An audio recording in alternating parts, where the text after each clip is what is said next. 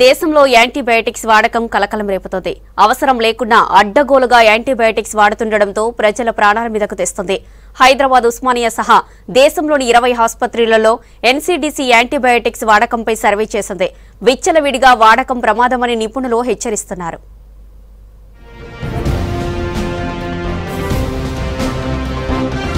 దేశంలో సుమారు 94% మంది పేషెంట్లకు సరైన రోగ నిర్ధారణ చేయకుండానే డాక్టర్లు యాంటీబయాటిక్స్ రాస్తున్నారని national centre for disease control వెల్లడించింది. దేశవ్యాప్తంగా 20 ప్రముఖ హాస్పిటల్స్ లో చేసిన సర్వే ఫలితాలను ఇటీవల ప్రకటించింది ఎన్సీడీసీ సర్వే. ఈ హాస్పిటళ్లలో హైదరాబాద్ ఉస్మానియా దవాఖానా కూడా ఉంది. సర్వేలో భాగంగా ఈ 20 హాస్పిటల్స్ లో అడ్మిట్ అయిన 11,588 మంది పేషెంట్ల ప్రిస్క్రిప్షన్ ను సర్వే టీంలు పరిశీలించాయి. ఇందులో 9,652 మంది పేషెంట్లకు యాంటీబయాటిక్స్ రాసినట్టు గుర్తించారు. రోగం తగ్గడానికి వాడాల్సిన యాంటీబయాటిక్స్ ను రోగం రాకుండా నిరోధించేందుకు ప్రివెంటివ్ గా డాక్టర్లు రాస్తున్నారని సర్వేలో వెల్లడైంది. మొత్తం 45% మంది పేషెంట్లకు ప్రివెంటివ్ గా యాంటీబయాటిక్స్ రాశారని తెలిపింది. 6% మంది పేషెంట్లకు మాత్రమే సరైన రోగ నిర్ధారణ చేసి రోగానికి కారణమైన బ్యాక్టీరియా ఏంటో కనుగొని ఆ బ్యాక్టీరియాపై పోరాడేందుకు అవసరమైన యాంటీబయాటిక్స్ ను రాసినట్టు గుర్తించింది. మిగిలిన వారికి డాక్టర్లు తమ అనుభవాన్ని ఉపయోగించి రోగి లక్షణాలను బట్టి యాంటీబయాటిక్స్ ఇచ్చారని వివరించింది. ఇలా విచ్చలవిడిగా యాంటీబయాటిక్స్ వినియోగించడం వల్లే బ్యాక్టీరియాలపై ఆ మందులు పనిచేయని పరిస్థితి వస్తోందని సర్వే రిపోర్టులో వివరించారు. యాంటీబయాటిక్స్ అతిగా వినియోగిస్తున్న రాష్ట్రాల్లో తెలంగాణ 3వ స్థానంలో ఉంది.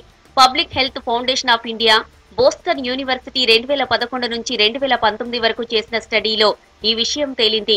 ఈ సర్వే ఫలితాలను గతేడాది వెల్లడించారు. ఇప్పుడు ఎన్సీడీసీ సర్వేలోనూ మన స్టేట్ టాప్ లో ఉన్నట్టుగా తెలుస్తోంది. అయితే ఈసారి ఏ రాష్ట్రంలో ఏ మోతాదులో వినియోగం ఉందనే విషయాన్ని ఎన్సీడీసీ రిపోర్టు పేర్కొనలేదు. కానీ మన డాక్టర్లు మాత్రం రాష్ట్రంలో యాంటీబయాటిక్స్ రెసిస్టెన్స్ పెరుగుతుందని చెబుతున్నారు. యాంటీబయాటిక్ మందులను కనుగొనక ముందు చిన్న రోగాలకే జనం ప్రాణాలు కోల్పోయేవారు. యాంటీబయాటిక్స్ కనుగొన్నాక టీబీ, కుష్టు వంటి పెద్ద రోగాల నుంచి కూడా లక్షల మంది సురక్షితంగా బయటపడ్డారు.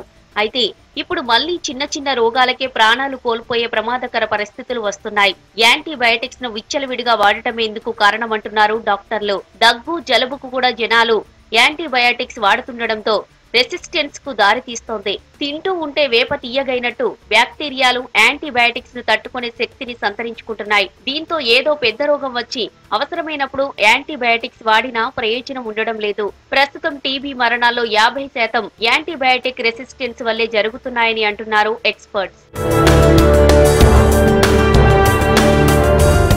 వాస్తవానికి డ్రగ్స్ అండ్ కాస్మోటిక్స్ యాక్ట్ ప్రకారం డాక్టర్ ప్రిస్క్రిప్షన్ లేకుండా యాంటీబయాటిక్స్ అమ్మడానికి వీలు లేదు. కానీ రాష్ట్రంలో డాక్టర్ల ప్రిస్క్రిప్షన్ లేకుండానే మెడికల్ షాపుల్లో అమోక్సిసిలిన్, సెఫిక్సిన్, సిప్రాన్, మెట్రోనిడాజోల్ వంటి యాంటీబయాటిక్స్ ను యథేచ్ఛగా అమ్ముతున్నారు. మెడికల్ షాపులను నియంత్రించాల్సిన డ్రగ్ కంట్రోల్ అధికారులు నిర్లక్ష్యం చేస్తున్నారన్న విమర్శలున్నాయి. ఇక గ్రామాల్లో ఆర్ఎంపీలు, పిఎంపీలు, క్వాలిఫైడ్ డాక్టర్లు కూడా చిన్న రోగాలకే అధిక డోస్ యాంటీబయాటిక్స్ ను రోగులకు ఇస్తున్నారు. ఫార్మా కంపెనీల కమిషన్లకు ఆశపడి జ్వరం, చిన్న గాయాలకు కూడా మెరోఫినిమ్ వంటి అధిక డోస్ యాంటీబయాటిక్స్ ఇస్తున్నారు. 1-2 సార్లు ఇలా హై డోస్ వాడితే ఆ తర్వాత తక్కువ డోస్ యాంటీబయాటిక్స్ ఇచ్చినా పనిచేయమంటున్నారు నిపుణులు. కొంతకాలానికి రెసిస్టెన్స్ తో పాటు ఇతర సైడ్ ఎఫెక్ట్స్ కూడా వస్తాయని నిపుణులు హెచ్చరిస్తున్నారు. వ్యక్తి శరీరత్వాన్ని, రోగాన్ని బట్టి యాంటీబయాటిక్స్ ఇచ్చేందుకు బ్లడ్ కల్చర్ సెన్సిటివిటీ టెస్ట్ చేస్తారు. ఈ టెస్ట్ లో బ్లడ్ సెన్సిటివిటీ ఫలితాలను బట్టి ఎంత డోస్ యాంటీబయాటిక్స్ ఇవ్వాలో నిర్ణయిస్తారు.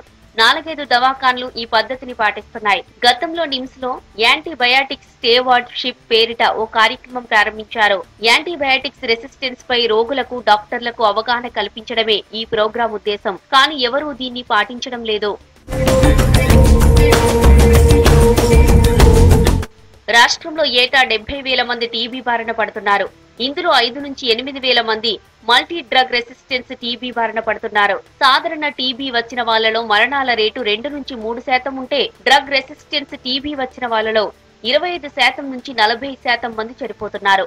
యాంటీబయాటిక్స్ సక్రమంగా వినియోగించకపోయినా రెసిస్టెన్స్ బారిన పడే ప్రమాదం ఉంటుంది. టీబీ పేషెంట్లలో చాలా మంది వ్యాధి కొంత తగ్గగానే టాబ్లెట్లు మానేస్తున్నారు. దీంతో టీబీ తిరగబెట్టినప్పుడు వాళ్లకు మరోసారి మందులు ఇచ్చినా పనిచేయడం లేదు. దీంతో అధిక శాతం టీబీ మరణాలు జరుగుతున్నాయి. షుగర్ పేషెంట్లకు రోగ నిరోధక శక్తి తక్కువగా ఉంటుంది. దీంతో గాయాలైనా ఏదైనా జబ్బు చేసినా తొందరగా రికవరీ అవ్వరు. ఇలాంటి వాళ్లకు ఆర్ఎంపీ, పీఎంపీలు హై డోస్ యాంటీబయాటిక్స్ ఇచ్చి వాళ్లను మరింత ప్రమాదంలోకి నెట్టేస్తున్నారని నిపుణులు హెచ్చరిస్తున్నారు.